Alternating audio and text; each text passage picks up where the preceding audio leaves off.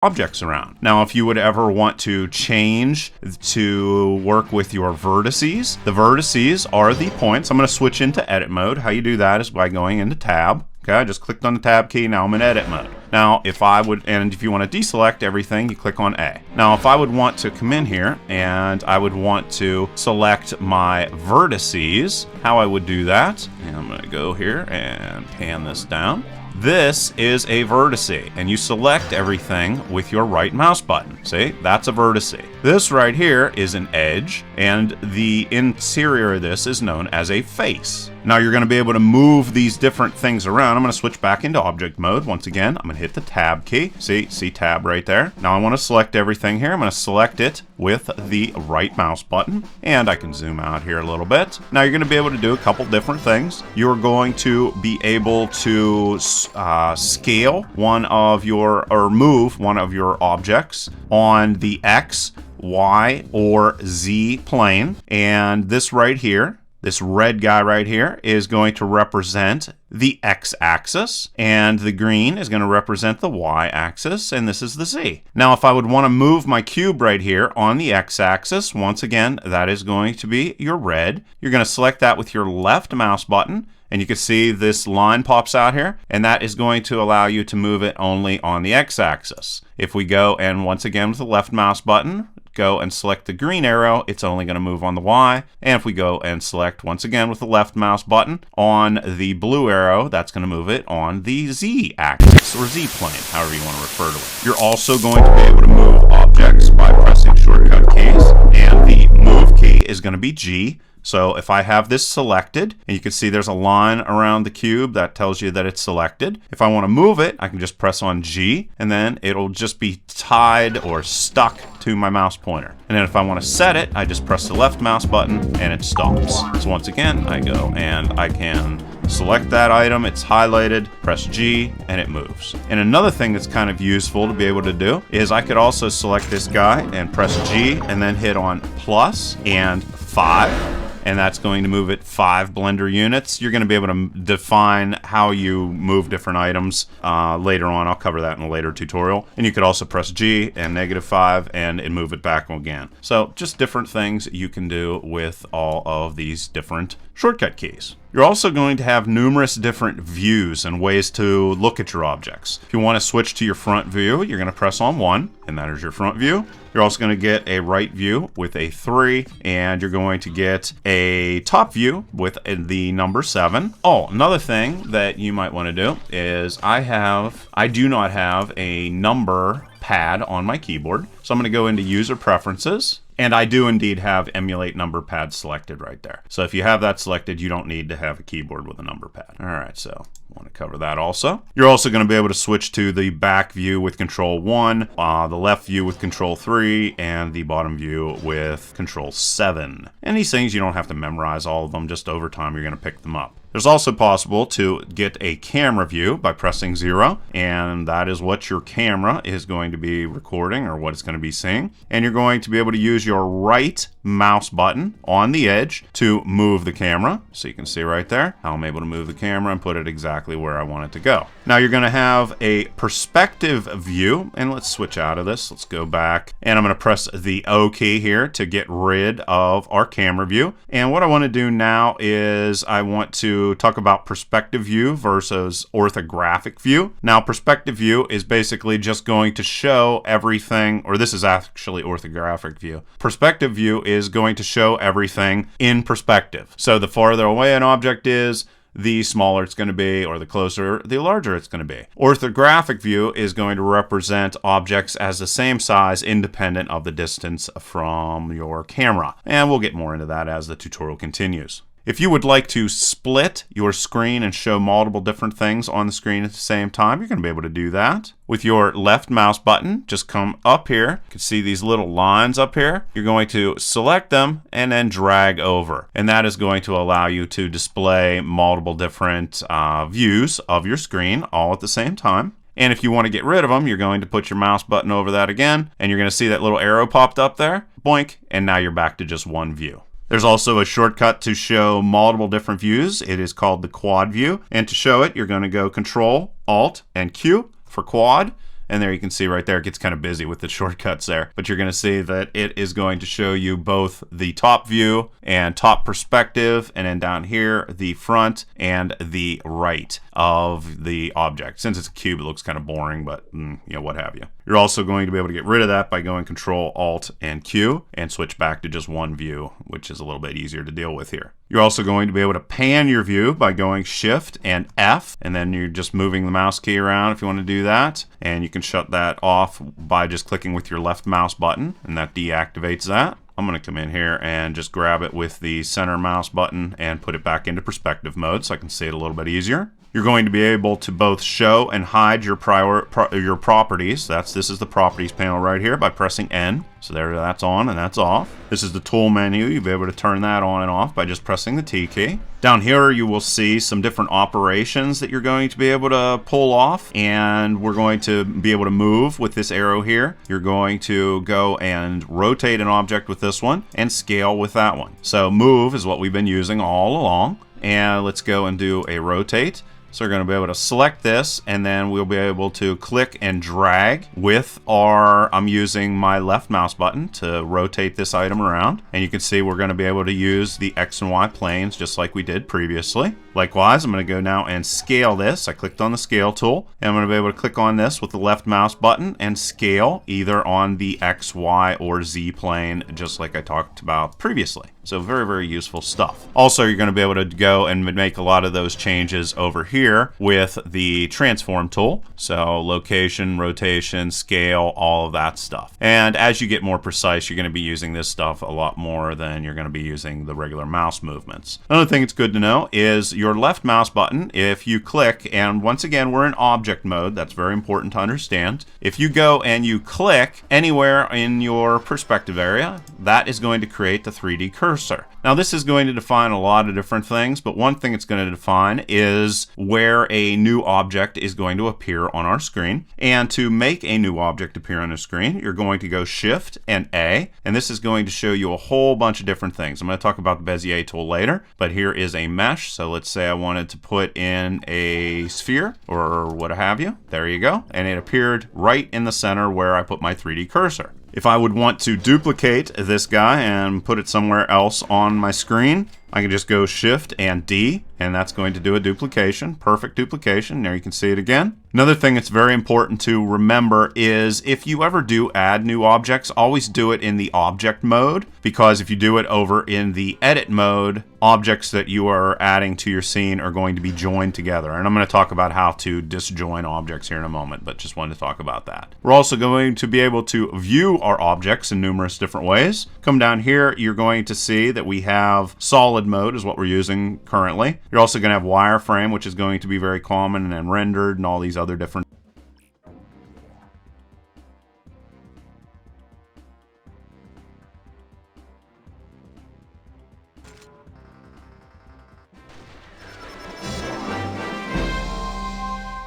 Now, I'm going to make the case with some facts for the first time in my speaking career that not only is it now is a good time, but it actually has been a good time for a long time. Let me start you off with some numbers. 1972, Hospirus, statistically insignificant. 1976, McBride, 0.2%. Anybody know where I'm going with this? Some of the older people? 1980, Clark, 1.1%. 1984, Berglund, 0.3%. 1988, Paul, actually there's an R in front of that, 0.5%. 1992, Marot, 0.3%. 1996, Brown, with an H in front of it, 0.5. Brown again, 2000, 0.4. Badnarik, 2004, 0.3. And Barr, 0.4%. Virtually no change in 30 years. This is the number of votes cast for libertarian presidential candidates, which I think is at least some indication of the degree to which libertarian ideals are pitching into the more of the general population. If this was your returns on your stockbroker, your investments, your stockbroker was phoning you up every year saying this is what we're doing, would you say, yeah, just keep going, we don't need to change a thing? Of course you wouldn't. You'd be like, man, I'm going to find out where you live and vote you. So here's another set of statistics. In 2010, 1 in 6 Americans depended upon state anti-poverty programs. This doesn't just mean that it's kind of helpful for them, they are dependent upon them. 2007 to 2010, Medicaid recipients grew by 17%. Of course, the price tag went up 36% because it's the government. Number of Americans receiving food stamps went up by 50% over the last few years to almost 40 million. Welfare dependents grew by 17% to almost 4.5 million. As of 2010, 10 million Americans depend on unemployment insurance, a 400% increase since 2007, which has raised the cost from 43 billion to 160 billion. And you could go on and on. But the reason that I'm quoting these statistics is that libertarians have been unable to shrink the size and power of the state at a time when far fewer people were dependent upon the government. We're not even talking about government workers here, who I agree are the ultimate welfare recipients, although they do more harm than welfare recipients in general. And that's, I think, very, very important to recognize, that we are looking at trying to shrink the state at a time when far more people are dependent upon the state than in the past, when we weren't able to shrink the state. I think that's an important thing to understand. I'm going to switch to a mic where I can walk.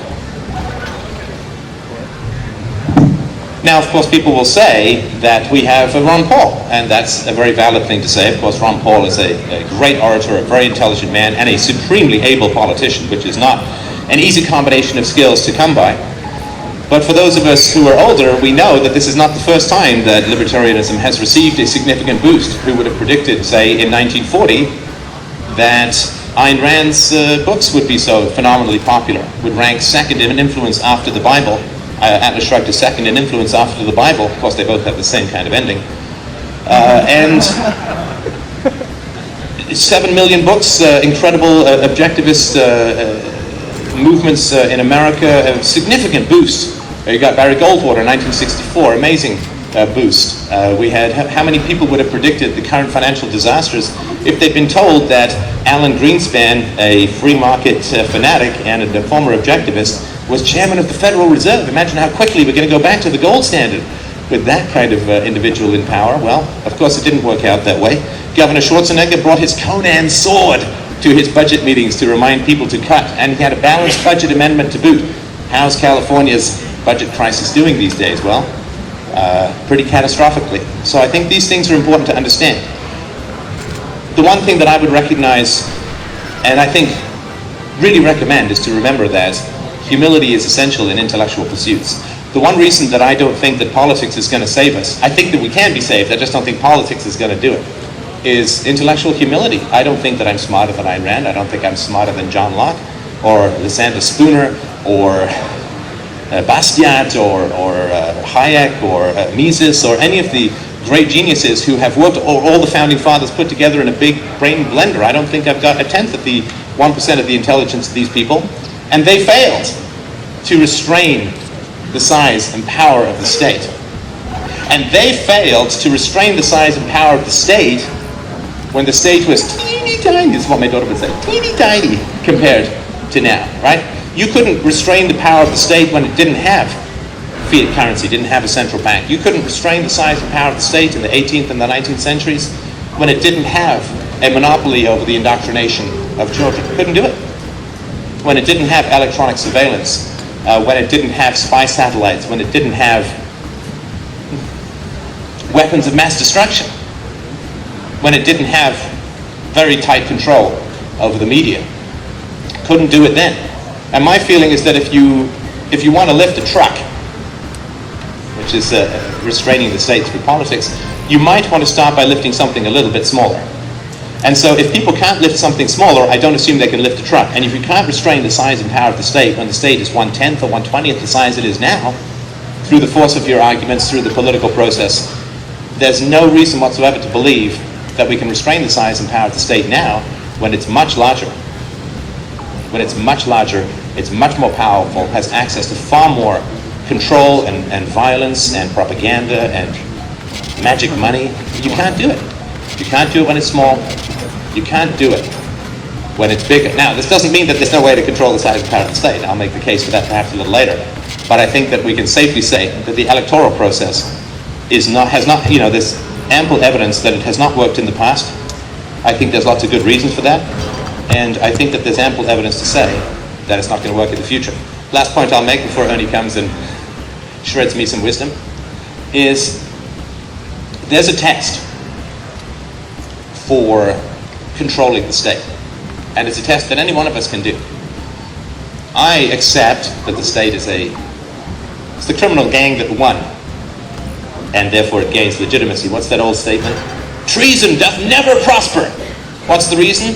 Why, if it prosper, none dare call it treason. Or I think it was Alexander the Great who captured a pirate. I'm going to put you to death for piracy. Well, you're just a head pirate. You just call it a navy.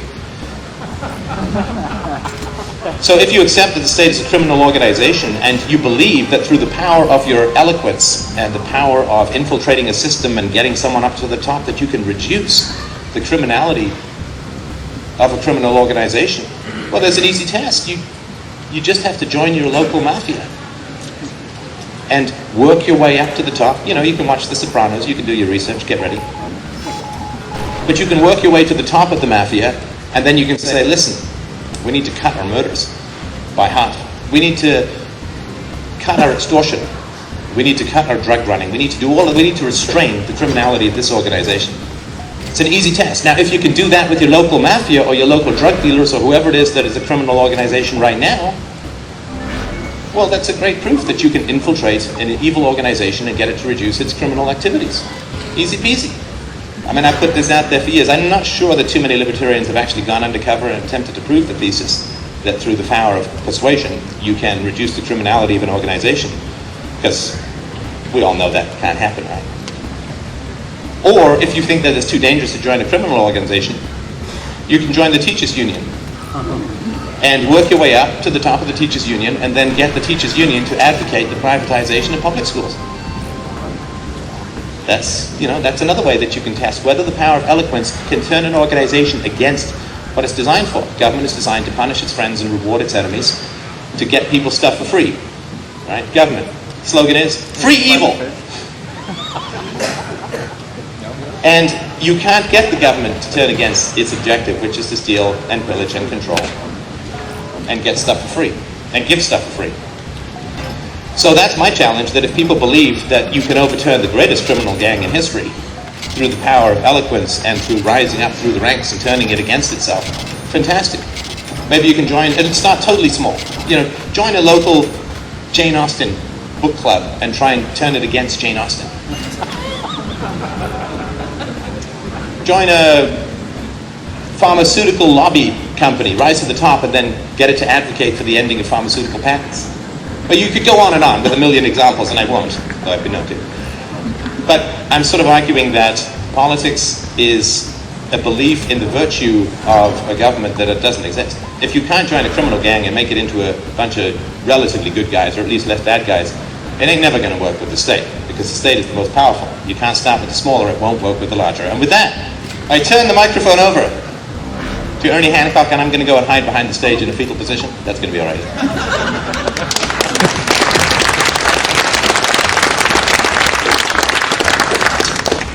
What he said.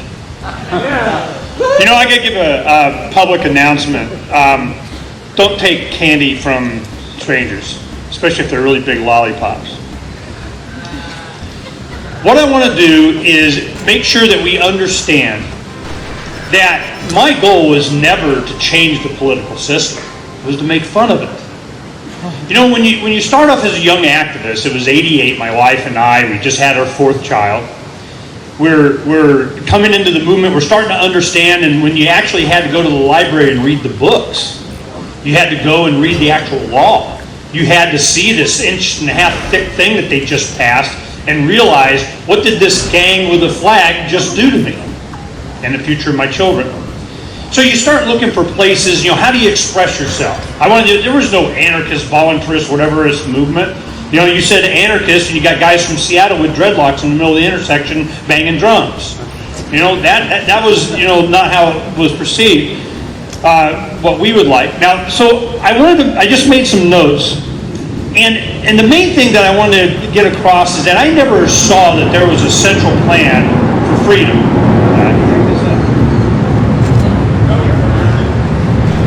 Duck, everybody, duck. Oh. They're protecting our freedom. All right, so I wanted to make sure that as we had this discussion, it's really a debate, because this is what the debate was. We're looking at what is it that we can do to free as many minds as possible, and it's a pathway that's just, hopefully a lot of us out there being active are driving them towards you. And is there some database I want to increase? Is there something I want to do with all these people that I've freed their minds so they can be in my collective or vote for me or something? No, I haven't voted for a long time, but I run for office. I run for Secretary of State, big giant black signs that says, still voting? With the V for vendetta in voting. You guys still voting? So the thing is that can you use politics in order to be a mechanism by which you can free minds? How better to make fun of the process? How better to ridicule it than up on the stage standing next to the people doing it? We do this on a regular basis in Phoenix. And the reason is because we know how screwed up it is. We know that the goal is to survive what's coming, to keep breathing in and out as long as possible, because you're not going to beat the state out here in the battlefield of whatever they got their Harriers that just took off, or where it was, you know. You beat them up here.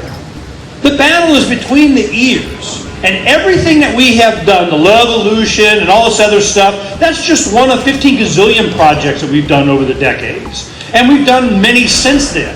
You know, the dime cards, Cop Block is coming online, free aid. I mean, I'm pushing all this because this is where we're going. Humanity marches on. And to think that I'm going to eliminate the Tea Parties or thousands of people that just get a bunch of DVDs. Then we have Occupy Wall Street. No, they're too communist. They're different. They're just a younger version of the Tea Party with professors or freshmen and sophomore in college told that if they love the planet, they should be out there opposing the Wall Street one percenters and say that they should pay your education bill so the professor still got a job or something. I mean, it's really no more complicated than that. And you go there, and there are thousands of these young people that just went there to find out what the hell happened. They have no idea. So where do you go to get the attention of these people? Politics. In Arizona, I'll give you an example. 2004, I run for U.S. Senate against John McCain. Oh, I had some fun with that one. Now, what do I have to get? Ballot Stats Libertarian Party there. I used to be county chairman and everything. I've had my fill of the party, but it was a good vehicle. 85 signatures, something like that, I needed to get, and I'm on the ballot in the general. Hello. And what do we talk about? Oh, you're not even a voter. Well, let's talk about that. Well, then they don't want to talk about it anymore. Because from inside the system on a large scale, we're able to make the case of no government is better than what we got. They always go like this. On my radio show and stuff, they go like this. Well, you're just an anarchist. Compared to what? What we got now?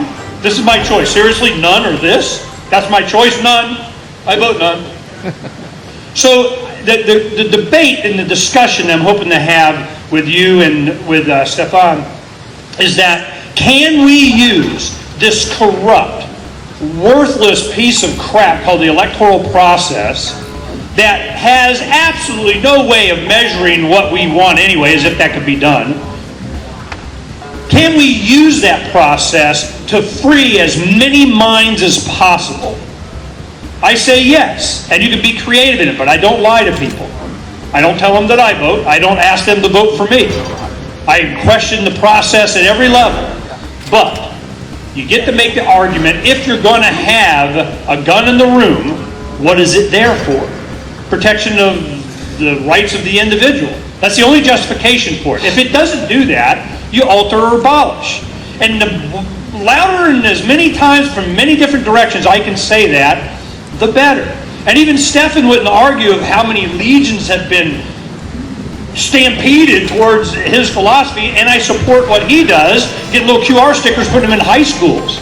Yeah, you want to mess up a kid's mind, have him listen to Stefan Molyneux for a couple hours. So this is what I use the political process for. If you make the argument, then that even that, using that process should be abandoned because it gives too much credence to even that, just using it in any way, gives credence to a system that should be abandoned entirely and shunned. I'm getting closer to that. but only because we've had the technology and the ability to reach minds with the click of a smartphone button. That is, the only argument I get is because I am not going to abandon these minds that need the information on Wall Street. Just as any more than I would abandon the Tea Party, any more than I would abandon people that are voting, because they are minds that if we don't advocate for the freedom for everybody, we're never going to get it for ourselves. What do you say?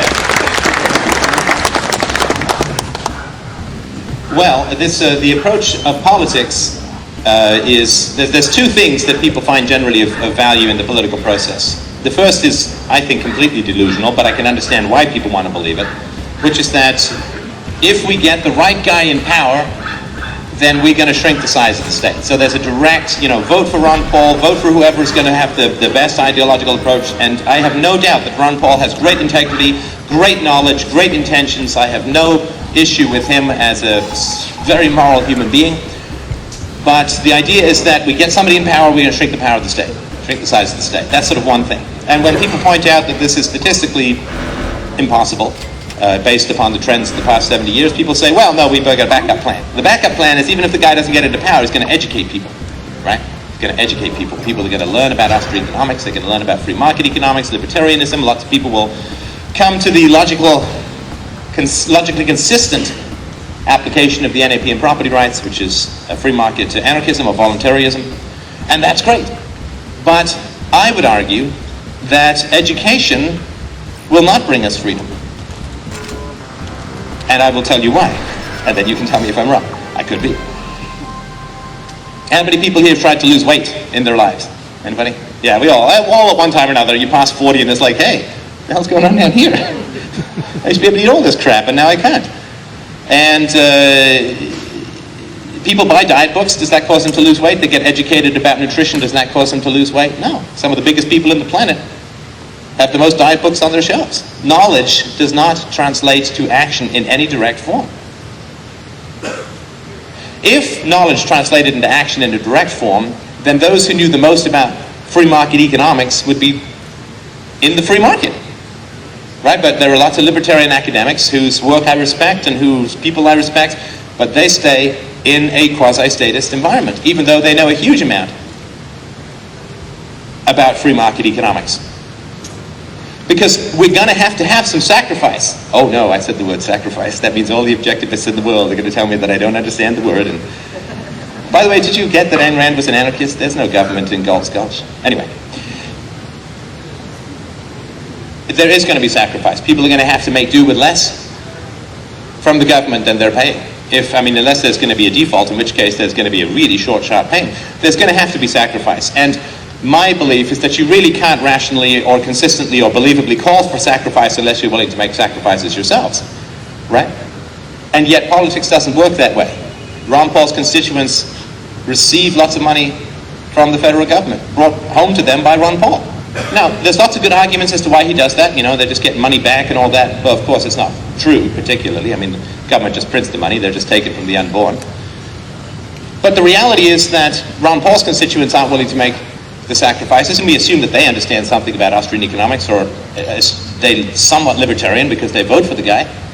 And so my question is, how many people are we convincing to make sacrifices? What we need to understand is that education alone is not going to bring people to the place of sacrifice. There's something else, and I'll make the case if we have time. It doesn't matter if we do it today or not. It's all on my website. But there's other things that we need. Education alone is not going to bring the kind of consistency of action. It's not going to lead people to a place of sacrifice. It's not going to happen any more than reading diet books makes you thin. Americans arguably have much more access to information about diets and nutrition than they've ever had before in history. And yet, they keep getting bigger statistically. So education alone isn't going to do it. Politics isn't going to do it. I think there's another approach. And what always concerns me, and I'll stop right here, what always concerns me is that we have to look at the road not taken. Right? We spend millions of dollars on political action, tens of millions of hours. People devote their entire lives to it with noble intentions, with good intentions, with some of my favorite people in the world are libertarian political activists. But when you go in the wrong way and you think you go in the right way, you stop looking at your compass. And we've stopped looking for alternatives to political action. Not all of us. There are agorists, there are other people like me who advocate peaceful parenting is the way to go. But my concern is that we put so much energy into this, and if it is the wrong way to go, we are not seeing all of the other alternatives that we could be pursuing that I think scientifically and statistically have been shown to work. And we put our faith in politics and education, for which there's no evidence that it's going to work. There's no central plan for freedom. And wherever it is that we do wind up going, it's how you're going to get there. And I tell you, the first way you're going to know that you even have a chance of getting there is to know where the hell you're going. Who shows that? Who demonstrates that? Who lives that? You do. You have to understand, from my perspective, I'm very misunderstood a lot. I don't care, I don't make a big deal out of it. But when we do the Ron Paul evolution thing, everybody just assumed I was Republican Ron Paul supporting voter. I wasn't. He had spoken at 2 of our freedom summits that Mark and I put on every year, similar to this inside. We have freedom summits. He's spoken at 3 of them. We knew what his rhetoric was going to be. We knew what he was going to be saying. We were like, if he gets up on that podium one time, we knew what was going to happen. So we take the Love Evolution logo that we used in 2006 for one of my campaigns, and we knew how popular it was going to be. It was going to be up here the change was going to happen. The argument that, we have to abandon the political process is no better understood by the people that got in it and got screwed. And I'll give you an example. When we started it, we started with $2,500. A couple of my friends and so on, I just did 8 weeks, we'll make a bunch of signs, send them all our libertarian activists around the country, have them make DVDs, make a digital tape, of them, hold them out and whatever, send it back to us, we'll put it on YouTube and watch what happens. Well, it did. So the thing is all of a sudden now we're saying, wow, man, we could really travel around, we can kick some ass with this. Yes. Ben Shapranowitz, the libertarian, he's a Las Vegas Review-Journal editor, and he was at this party we were talking about this, and he said, Ernie, if you do this, you're going to give all this next generation a delusion that somehow voting is going to make them free. And I go, no, I'm not. They're going to go through exactly what I went through all through the 90s. As a young activist, playing the game, going through the process, even overwhelming the process in many cases to where they would flood caucuses and primaries and conventions, and all of a sudden they just flip off the lights. All this stuff, I knew they were going to learn. I knew they were going to see it from the inside. They were going to see what went in that sausage and say, hell no. Some of them stayed, because that's just the way they are. But a lot of them are right back there. And the reason they're back there is because they know. They don't think they know. They didn't learn it in a book. They didn't have a professor tell it to them. They didn't get it explained by a parent. They know. And I'll tell you, there is no harder activist for the freeing of individual minds outside of this collective matrix mentality. That's why I love when Statism is Dead 13, whatever it is. I saw it a year before I even knew it was him. I was at Porkfest 10 or something. I got to go, oh my God, you're the one that did that? Crap, that was awesome. And it frees the mind. This is just a step. Now, if the argument is inside of this and you're making fun of it, you're still legitimizing it, that's the only argument that I'm willing to listen to that there's no value in it, and I can be persuaded. We're getting to that point. We have other alternatives of communication. And it's a progression. I've never stayed still on any of this stuff. But I'll tell you, if you abandon, if I had a voluntarist to sit up on that stage in a Republican GOP debate and slap them around and show them what communist, fascist, whatever statist they are, who would do better than Ron Paul? I'm going to roll the dice again and see if I can come up better? Hell no. I'm going, Dr. Paul, you go. And that's one thing. Reporters have asked me, they go, why do you guys always call him Dr. Paul? It's not Congressman or something. Because we don't want to insult him. Seriously. Isn't that why? Congressman Paul? Ew. There is so much that he has done that he's not, but I'm not going to advocate, he's a politician, he plays the game, I'm shocked he survived as much as he has. But the thing is that there has to be a diverseness to this movement. There has to be a separation of powers. What do you call that? Diversity of power. You know what I mean. all that anarchist stuff. But the thing is that there is such a diversity in us hitting it from all angles, at all ages, on all issues, that we are in the center of this fight where the eye of Sauron is looking. Does that mean we stay there? No. But there's a progression, and we're missing this progression. Everybody's going, they need to have best practices, whatever, how to live their life. No, okay, I agree. You know, and how do they get there? Well, they just get there. No, they don't just get there. Humanity marches, we evolve intellectually as a species, just by experience. The experience is what is going to give us the foundation for us to even understand what the hell it is that we want, much less be able to enact it. When we get people like Free Aid over here and a bunch of other stuff, I heard one pinup girl saying, you know, we need to, in the Fed, start a farm. Amen, sister. I had the whole edition of Freedom's Phoenix magazine to that end. Education, heck yeah. They even know where the hell you want to go, or where the light is. You have Lady Liberty standing there, and there's a torch burning over here, the Freedom's Phoenix fire, that's what that is, Lady Liberty's torch. The rebirth of liberty from the ashes of Lady Liberty's torch, a phoenix. Because freedom is coming again, and if we don't understand what it is that we're fighting for, there won't be anything for us to defend. And how do we get the numbers and the people? And I don't even really care how many people. How many doesn't even matter. It's a type of person. I don't want my foxhole or my compound or my boat or my space station or or heck just on my house that isn't somebody that understands what it is to just be left alone. Because there are those that just won't leave you alone. That's it. And it's the people that just want to be left alone. I just want to be left alone, and they just won't stop messing with you. And all you have to do is say, what is defined? What is messing with me? How do you define? What are all the things that they do? And in politics, you get to define it. And Dr. Paul has done such a great job. How much better off are we by having him up there giving a voice to this stuff?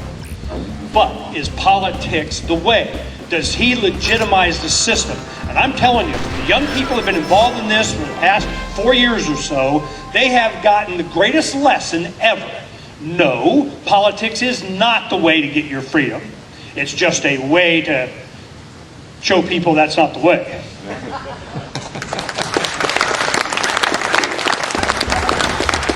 I don't know how to unravel that last pretzel, so let me take you on a journey. Because I'm not neutral about politics. I think politics is extremely risky. So imagine you're second in command on a little boat called the Titanic. Think you feel a little bump? Captain comes up and says, listen, I really want to promote you. You've been doing such a great job. I think I want you to be captain now. So here's the hat, here's the little epaulets. You be captain. I'm just gonna go hang out here by the lifeboats. You keep steering, have a good time, because everything's gonna go just right. Bye. Well, he's promoting you because the ship is done. And everybody knows it's the captain who goes down with the ship. And unfortunately in politics, it's not just the captain who goes down with the ship, it's everything he stands for that goes down with the ship. So, was it Ron Paul just put out, 5 departments he's going to cut? Does anybody know what they are? Energy, education. My God, we're going to have to live without energy and education. We're going back to the caves. What's the matter with this man? I just got an image of him in a cave loincloth. Anybody else? Just me? Okay, just sharing a little bit of how my mind works based on your faces. I'll stop doing that. But if he tries to cut, if he gets in power, assuming he can override Congress and get all of that stuff through, let's just carve a magic yellow brick road for him to get his will and his way. Well, what happened to our good friend Scott Walker in Wisconsin? He just tried to tweak a little bit, right? He just tried, listen, maybe we can just negotiate for wages in the present rather than benefits 30 or 40 years from now, which nobody can vote on who's, going to be around there. That's not fair. You got Democratic politicians fleeing the state, you got media apoplexy, you've got hate ads, you've got recall elections. I mean, this was just maybe a few less benefits 30 or 40 years from now. What about cutting tens or hundreds of thousands of people out of their work at a time of recession, what are they going to do? Well, they're going to block traffic, they're going to riot, they're going to stand firm. I mean, these are public sector unions. They're the most entitled people on the planet. So what's Dr. Paul going to do in that situation? What would you do? What would I do? Make a what? Make him eat Greek food. I think actually the Greeks are just going to start selling their currency as food. I think that's the next step. But there's going to be aggression. I mean, say the government tries to cut farm subsidies. Farmers are going to block the highways. They're going to park their tractors in the streets, bring everything to a grinding halt. People are going to start dying in ambulances. And what's the media going to say? Libertarian president killing people in ambulances.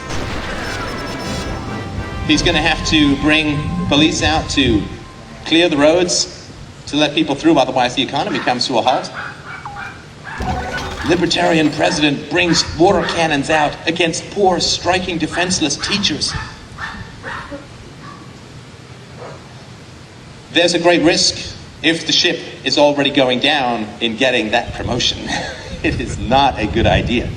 So I would argue that if we accept that he could get in and he could affect his will, all of which are incredibly remote possibilities, that even if he does affect his will, I would argue that it's too late. It's been too late since the 60s. I would argue it's been too late since Johnson's Great Society programs, when you created a massive army of dependent classes. Roman Empire couldn't shake him off. Ottoman Empire couldn't shake him off. British Empire sure as heck couldn't shake him off. Had to ship him overseas. You can't shake off that dependent class without significant amounts of aggression. And the aggression is always reframed as bad for the ideology that's promoting it, or that's pursuing it, or that necessitates it. And so I think that, I mean, Thatcher, right? I remember Margaret Thatcher, right? I mean, she tried to put a little poll tax in so the people who consumed the most services might pay a little bit more for those services. She's right at it. And she's still vilified. You still have all of these whiny left-wing musicians complaining about how bad Thatcher was. And that will stain the ideology for approximately 1,000 years, I guarantee it. When people see what it takes to restrain entitled and aggressive and violent state-dependent people, that's what people will remember. They won't remember the ideology. They don't remember the goal. They won't remember it as a noble battle to free people from violence. All they will remember is the endless images of the state acting against peaceful protesters. Because there won't be any other way to do it. These people will go to the wall to maintain their privileges. And unless we're willing to go to the wall against them, I don't think it's a fight we could win. And I think if we are willing to go that far, it is a fight we will lose forever. Because humanity is not ready for sacrifice. They don't even understand what it means to sacrifice for the sake of shrinking the state. Even if Dr. Paul's campaign were able to grant the equivalent of a PhD in free market economics to every single American citizen, there's still no evidence that anybody would be willing to sacrifice anything. Because people who have PhDs in free market economics still stay in privileged positions and don't come out into the wonderful free world of podcasting and touring around and all that kind of stuff. And I have no problem with that, but that's evidence that education is not going to give us freedom. So if education isn't going to do it and political action is going to be worse than useless, we have other alternatives. I'm actually going to just give a slight teaser because I'm going to talk a little bit about this in my closing speech at the end of the day today. But there are alternatives that the complete opposite of political action in that you can control them. They're actionable now. They will, scientifically and statistically, do everything that is necessary to free the world. And it has nothing to do with politics, and it frankly has nothing to do with education, but there is another way. And that's what I want to keep promoting. Because as long as we have the illusion that politics is the path, we'll stop looking for options, and there are many other paths that will lead us somewhere else than off a cliff to negative propaganda for the next 1,000 years.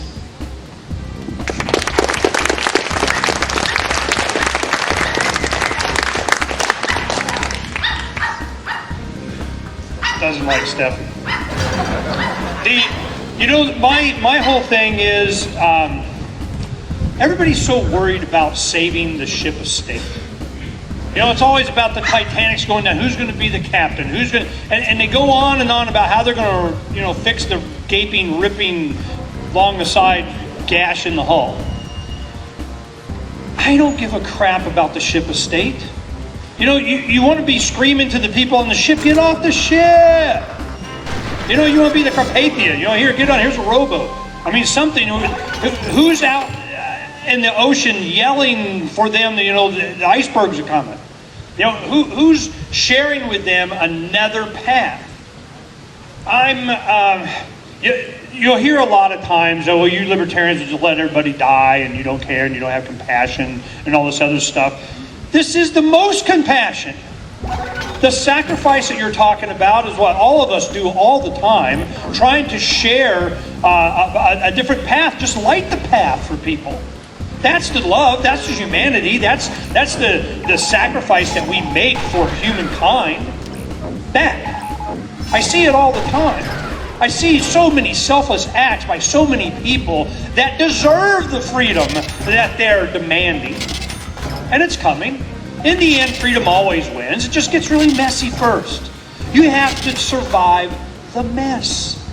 And if you don't, you know, will freedom wink out? No. Because there's always going to be guys like Stefan. There's always going to be guys like me and you and stuff out there that keep the flame burning, you know, until it's time. One time, Mark Victor, we were doing the summits. We had guys from New Zealand come and talk about immigration, you know, how to go. We were thinking about that because in the early 2000s, New Zealand had really the first socialized English-speaking world kind of went whole hog communist, and they decided that kind of sucked, so they were starting on their way back. And their economies freed up more and a lot of other things. So we were looking to go there. And there was a gentleman that lived out on a ranch out in Lone Prairie. And he was telling Mark, he said, you know, I don't think humanity's ready for freedom yet. Because we can keep it alive. We can kind of keep the torch, you know, lit. We can kind of show over here. But I don't think they're ready yet. There'll be a time that, you know, maybe in a couple of 100 years.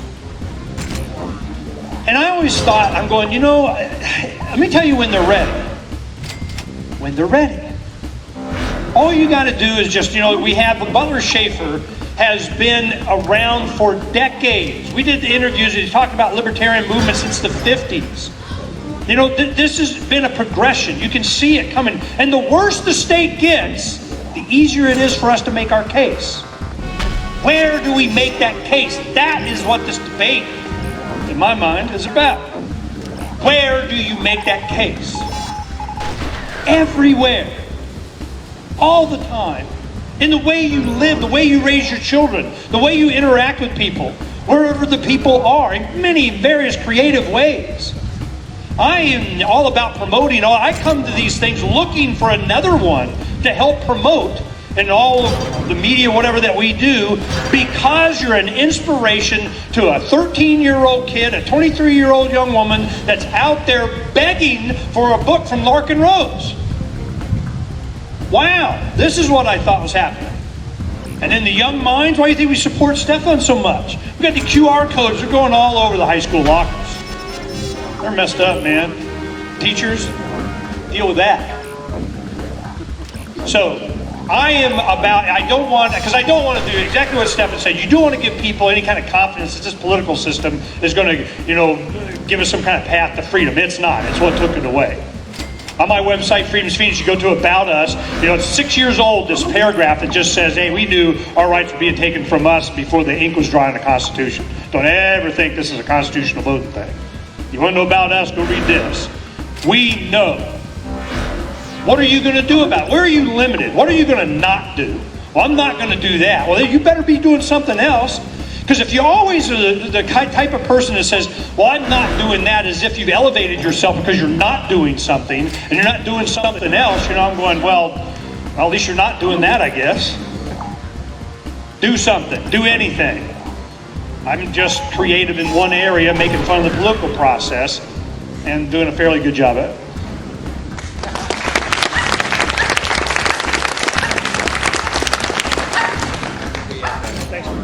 I think we have time for a question or two, or if you want to take a short break, we can. If we got a panel coming up here, I'll be up here, some others, and we can do questions there, or we can do them now. What do you guys feel like doing? I have a question. You have a question. I just answered it telepathically. Yes, sir. You got a question? Please.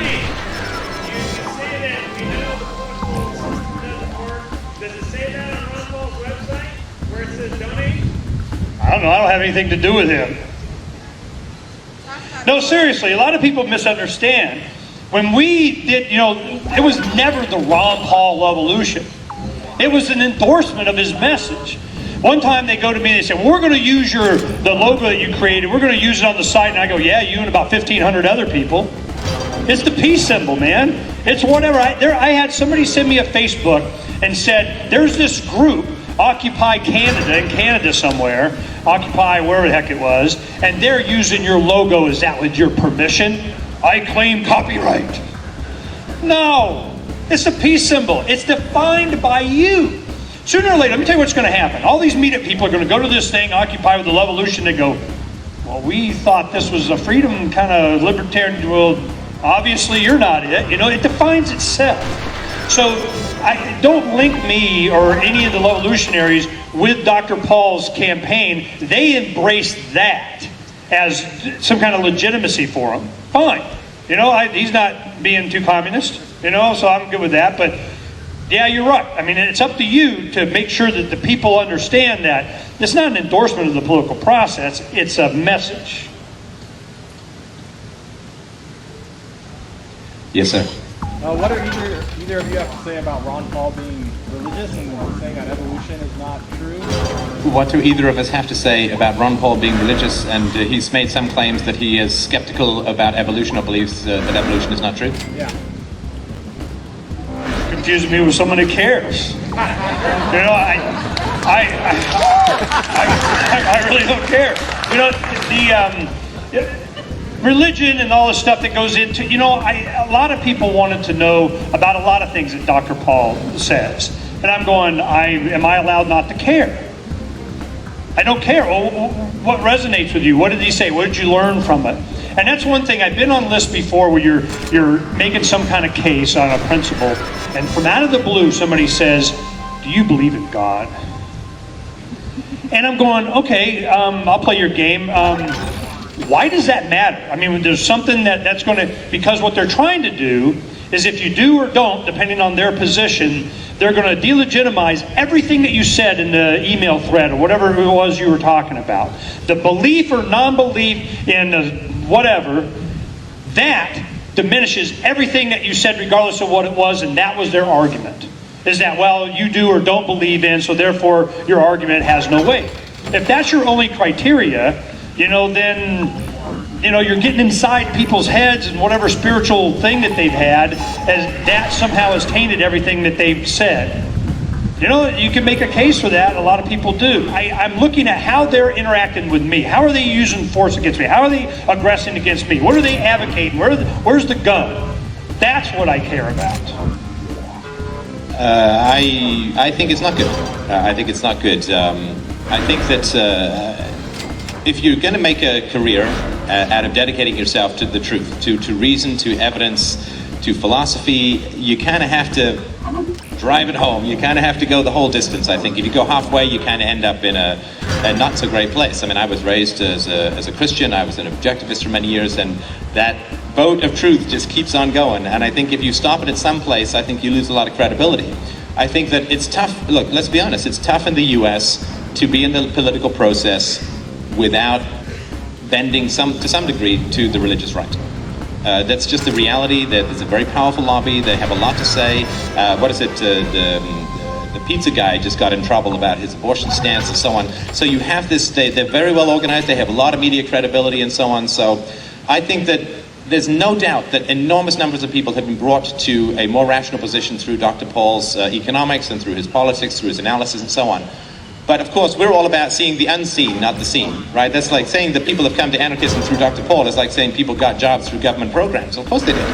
But the reality is that it's always what's not there, what's hidden, what's missing. It's all the jobs that weren't created from the government programs. And you don't hear from the people who say, well, Dr. Paul is a guy trained in medicine, trained in science, rejecting evolution. That is a strike against his intellectual credibility I think for people who are, certainly people from the left, right, who tend to be more secular. That's a problem. And if you give people that excuse to go away, what they'll do is they'll say, well, if he disbelieves in evolution and he's a libertarian, then I'm going to put those two in the same box. and look at them as irrational denials of modern scientific reality, I think that's a problem. But this is the problem with politics. How could he conceivably go into politics and be pro-evolution? He wouldn't get where he is. I mean, not that every Christian is against evolution. The funny thing is that the Pope is pro-evolution, but that just hasn't quite made it over here to America yet. But I think that's just the reality of politics. I'm not sure how he could do it differently, but I think that does make it is a problem for people who come from more secular and particularly more leftist approaches.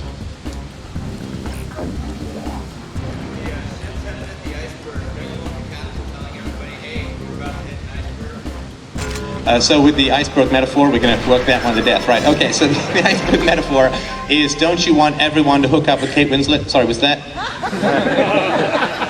Because I think the answer to that, I think for just about everyone in the audience, is a resounding yes. Yeah, do you want everyone to say you were going to hit the iceberg? Well, yeah, I think so. I think we do want to say that the current system is unsustainable. That way we can say that we really do care about the poor and the old, because we're not going to get them dependent on a heroin that's going to get yanked out of their veins. You know, on this, I think Dr. Paul has been, I really hate to go back to Dr. Paul as often as I do, but he's such a good example. I'm not willing to roll the dice again. I didn't think in my lifetime I was ever going to get someone as capable of explaining the philosophy that I've been fighting so hard to instill in people's minds than he has. So I tell you what it did for me. I could put my head down and plow. I didn't have to make excuses for everything. I knew there's this, faith thing that's out there, and an abortion thing, and this, but you know what? He's running for president, not, governor or whatever. Head down, plow. Because I knew the fruit that it would bear. But don't ever think that I was bearing fruit so I can turn them over to the C4L for them to use as some kind of money-making, block voting, doing politician endorsing crap. Okay? That was never it. It was get these people up to come here, to meet these people, to be these people. That was the success that I was striving for, and I think that and how many people does a cattle drove, to Stefan? So I'm pretty optimistic. But the argument, and I'd like to ask Stefan this: we are at a point now to where the ideas, just in the last year, keep in mind, in 2004, the internet thing was really just getting going in politics. That's when they first started raising money online, the Dean campaign. It's when they first started getting organized for 08 and so on. So this is a very new concept that we didn't have as young activists like you guys. It didn't exist. We had fax treaties, okay? So I'm going, are we at the point, have we reached a critical mass now enough that we can openly and actively abandon the political process and leave them to the wolves and feel comfortable that we have made our decision in open defiance of the entire process and abandon it because we don't want to legitimize it anymore now? Are we legitimizing it by still participating? That's the question I need to know, because it's an answer that I want. Have we exhausted that? Is it over? Do we abandon 2012 and on? Do we go one more time? Because I've always, if you're looking for numbers on some computerized vote machine as the representation of the American people, that's your gauge of winning or losing, well, you're looking in the wrong freaking place. It's in the people. And if we can't expand our numbers, if we can't educate more people, if we can't free more minds inside the process, and it can be demonstrated to me that I can be more effective doing it outside fully, I'm all ears. And I know that time will come. Are we there yet? That's all my only question. Seriously, what do you think? Yeah, we're there. And of course the internet is a great tool. I mean, how many of us would know each other? I'm very unlikely to be here without the internet. But it's a tool everyone has. So if everyone gets a Kalashnikov, does it change the battle? Probably not. But, it just means that we have more tools, but so do they. But, and I'll touch on this more a little bit this afternoon. We're dealing with the problem of evil. We're dealing with the problem of evil. That's fundamentally what we're about. We are caped crusaders against evil, whether we like it or not, whether we look good in tights or not. We are caped crusaders against evil. Evil's always going to be there. It's just that we're dealing with our acceptance of it. Right. So what I think is underappreciated in libertarianism is the degree to which medical science, brain scans, and medicine we know what the virus for evil is. We know what creates evil within human beings now. Child abuse creates evil within human beings. This is clear. The science is very clear. And that's why I focus on parenting. 90% of parents are still hitting their children. This is medieval. They're still hitting their children. And we say that the problem with violence is something to do with the Federal Reserve. That's just an effect of what goes on for most kids. And it's not, even if you're the best parent in the world, you have really bad schools out there. They're destructive to children's minds, where aggressions and threats and humiliation from peers is still very common. You have bad preachers out there filling kids' hellfire and damnation, and if you disobey and so on.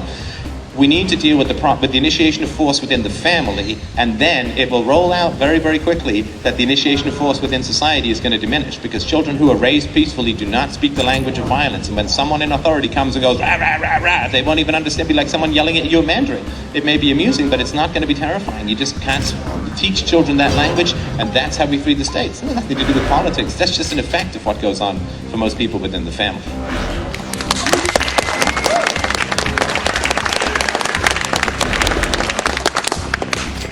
Well, I like to say I'm really glad that he's taken I'm really glad that he's taken this approach, because having had 4 children, 2 grandkids, and everything, I tell you, you fix. I call it Generation Next. You fix Generation Next, just not to be psychotic.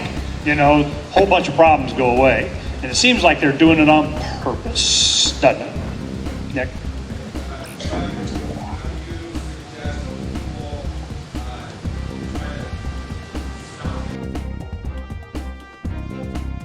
All right.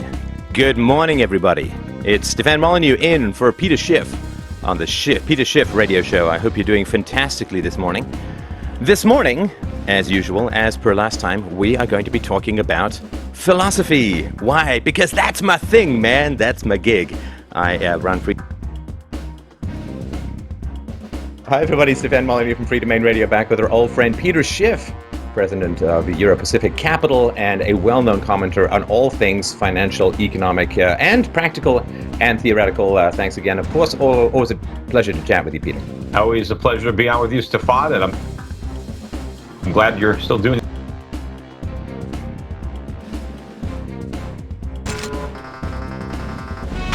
Hi, everybody. Stefan Molyneux from Free Domain Radio. Hope you're doing well. So we have a fellow on the line who we will call John. Now, John contacted us and said that he had expertise in security and classification systems and had some observations that he wished to make regarding Hillary Clinton's use of her private email server, relatively unsecured, open to the web, no security patches installed at times, and so on. And I think, I always like deferring to experts, to people who know what they're talking about, so very happy to have you on the show, John. Thanks a lot, Steph. So, for a lot of people, you send and receive email, maybe it's Gmail or Hotmail or something like that, and they don't really think about the mechanics, the exposure, the security that goes on, because, we're not really handling very sensitive stuff. What is so different in the security world, and why? Well, in everything I'm about to say, anybody can Google it on their own. There's a mountain of documentation, rules, regulations that not just the Department of Defense, but the entire federal government put out on just how you have to handle classified information and in the method in which you transmit that. And if anything, it is not more convenient to transmit classified information than it is something to your Gmail. The security requirements of simply storing a physical document is one thing, and then when you're talking about transmitting that information electronically, that takes it to a whole nother level. You have entire teams of people, this is all they do in their career, day in, day out, is they specialize in this type of specific transmission. And just to be real clear on it, this is completely apolitical. I probably, like everybody on their Facebook feed, I've got people on the lunatic right, people on the lunatic left, family and friends, and everything that you hear in the media is usually very specialized, or people who are talking, it doesn't make sense to the average person. So I wanted to give everybody a chance to really understand what it is like on a day-to-day basis. Right, because if you have something physically locked in a drawer, right, that, as far as I understand it, was the problem that General Petraeus showed some sensitive information to a woman. That sensitive information was in his locked study drawer in a house that's guarded by Secret Service 24/7, and he got into a huge amount of trouble for that, where of course there was no chance of foreign governments snooping in on it, and so on. And so with Hillary Clinton, the fact that she was sending and receiving information in relatively unsecure ways, and that her server was exposed to potential outside intrusion, it goes against everything that basic security stands for. And I don't think people understand the degree of risk and money that is involved in the generation of these secrets. I mean, there are Marines around the world who are sworn to defend these kinds of state secrets with their lives, and some have died in the defense of those secrets. So it is a huge deal. People's lives hang in the balance, negotiations hang in the balance, relationships with friends and foes hang in the balance. It is incredibly dangerous and toxic information, and powerful information probably is a better way of putting it. And the degree to which it needs to be fenced off and held secure almost can't be overstated. Is that a fair way of putting it? Absolutely. And if you look at the report and the testimony that the FBI director gave, and you've mentioned on your show, and everybody I think's heard on the media, right? You've got the confidential, you have the secret, then you have the top secret information. The other caveats that they were talking about, the SCI, which is sensitive compartmented information, and the SAP, which is the special access program information, that is an entirely separate matter on top that compounds everything else. Those are the programs where you have to jump through a whole number of hoops just before you have access to it to even know that a program is in existence.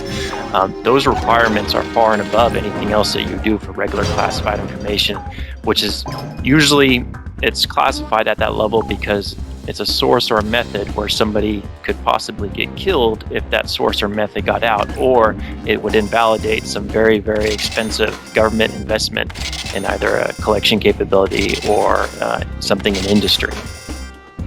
Well, this is the great challenge of this information, as far as I understand it, is that if you have somebody, say, out there working in the field, and there's even a possibility that that person has been named or exposed, don't you basically have to pull the entire situation? Because if somebody gets that person's name, they then could blackmail, could threaten, could do any number of things, and you wouldn't necessarily know. Like, they might just go kill that person, in which case you'd kind of know, but they also might try and turn them through a variety of methodologies and threats or bribes or whatever. So once that person is known, doesn't the entire apparatus then become open to doubt or question? Well, absolutely. And one thing that hasn't really been touched on too much in the media, but it's black and white in the government regulations. Anytime you have something, a leak or something like this happens, the agency that owns the information that was compromised has to go about and do a damage assessment. And in this case, with everything being deleted by the lawyers, with unsure exactly what was sent, who was sent to, the judgment you have to make is that all of your information that you had or that had sent at one point has been compromised. That all has to be changed now, depending on what the nature of the information was. And that gets, obviously, in the human capital, people have to do this. It takes a lot of man hours and resources to do it. It's very, very expensive. And then, obviously, you also have the information that could be out there now where you have somebody's life that's in jeopardy. Right, because of course these relationships, they take years to develop, infiltrations take years to achieve, billions and billions of dollars are spent, and then, according to some of the information that I've read with regards to the intelligence community's view of this, because emails were deleted, and it does, as Comey said, Clinton was supposed to turn over all of her work-related emails, and they did find emails that were work-related that she hadn't turned over. And so the really frustrating thing for a lot of people in the intelligence community is that foreign governments may be in possession of emails that the U.S. intelligence community will never have access to, because they're stored on some foreign server that may have hacked Clinton if they intercepted, but there's no record of it on American servers, so they don't even know. They're actually in a state of having less information potentially than foreign governments. Right. I think you brought the point up, too, that the ones doing this assessment now, they have to assume that it's all been compromised. The Secretary of State would be probably read into just about everything at the executive leadership level in the United States government. And whatever she would have been read into for these special programs, they would have to make the assumption, since they don't know what was destroyed, they don't have a record of it, and they know some of it's been compromised, they would have to go off the assumption that most or all of it's been compromised. Okay, so let's talk about what that means. If the agency is going to assume that all information that may have been shared with the Secretary of State during her tenure has been compromised, what does that set into motion? What happens from there?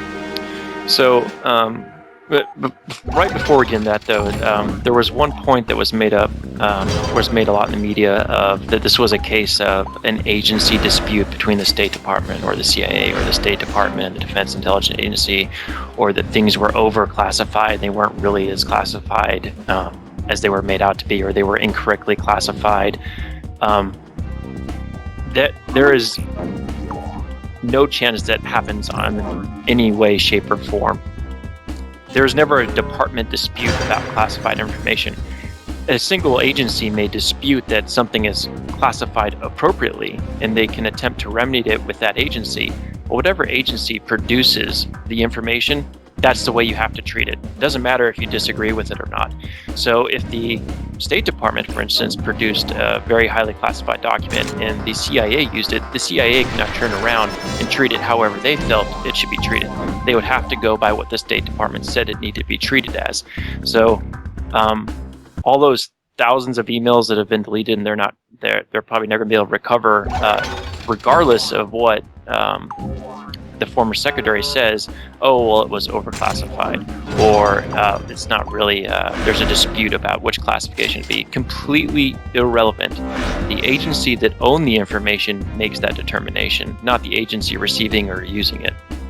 So for the information that the FBI director, and obviously this is all compartmented, so unless you were actually on the investigative team, you wouldn't actually be able to dig into it to see which program specifically. But anything that got mentioned, they have to assume that program, all the words or the identifiers, all the funding methods, all those things that they use to get those special programs compartmented and just to the right people and limited and off the internet. All that would have to be considered to be compromised, and you'd have to start from scratch. Now, whether that means that they ignore it to make sure that there's not an indication that they think something's been compromised, or they completely take apart a program and start it up on, taking time, effort, and resources, that would have to be up to the agency that owns the information. But either way, it's manpower and resource intensive. Well, and you can never put that house of cards back together again. Correct. If you have someone embedded somewhere and then that person gets pulled out, that's as much as signaling that that person was an agent. And then trying to get someone else back in there after you've basically alerted people that there was an agent in there, you can't go back to where you were. There's no way to put this house of cards back together again, as far as I can see it from the outside. Right. Once the genie's out of the bag, the genie's out of the bag. But to be completely fair, you can look up the numbers of personnel in the United States government that have security clearances. 95% of all the people with security clearances in the government probably don't ever see classified information. Maybe once or twice a year in a brief or in a presentation that they have to give. However, that is not true for the people making decisions at the top of executive agencies. They're exposed to classified material every single day. The former secretary, she had original classification authority, which meant she could make a decision to classify information that the State Department produced, as long as it fell within certain guidelines. So and not to mention, every single person around her would have known what she was doing was a violation of every rule and regulation, not to mention presidential executive orders. And I haven't heard anything talk about what's going to happen to them as well. That's probably next month. But because those are the rules, right? As far as I understand it, the rules are that if you are aware of any compromise to security information, you must report it to the appropriate security officer. That is a not just a nice to have, but a have to have as far as protecting this information goes. Correct. And I can speak from personal experience. I'll give you a couple of examples of things I've seen over the years. People making honest to goodness mistakes, sending something in an email that they should not have sent on a unclassified site. It should have been on the classified system. You know, you have 8 different systems on your desk. People make mistakes. They're human beings. That happens. The people who are responsible for the security organization are immediately notified, and so is the local criminal investigative service, regardless of whether or not you think the person did it on accident or it was an honest to goodness mistake or you think anything nefarious. That is a requirement. They have to be immediately notified because they have their certain steps that they have to go through for their investigation. And with the number of people that were sending her information, it is beyond belief that wasn't immediately reported at some point when somebody realized what was going on. Well, and of course it may have been reported, and we don't know what happened to those reports.